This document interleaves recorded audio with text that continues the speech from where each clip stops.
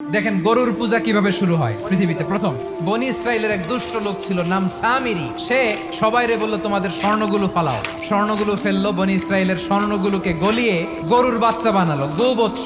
জিব্রাইল আলাইহিস সালাম যে জামিনে এসেছিলেন, ওই ফেরেশতার পায়ের নিচের একটু মাটি সে বুদ্ধি করে প্যাকেটে রেখে দিছিল।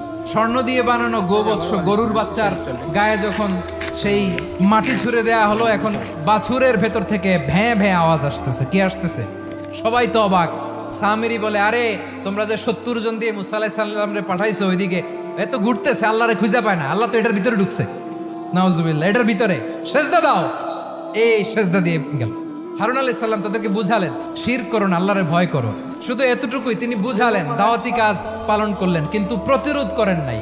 এই ঘটনা থেকে শিক্ষা কি? শিক্ষা হচ্ছে, আপনি শিরকের আড্ডাখানা দেখলেও বৃহৎ স্বার্থে তাওহীদের দাওয়াত দিবেন। প্রয়োজনে আপনি ঐক্য নষ্ট করবেন না। সুবহানাল্লাহ পড়বেন না?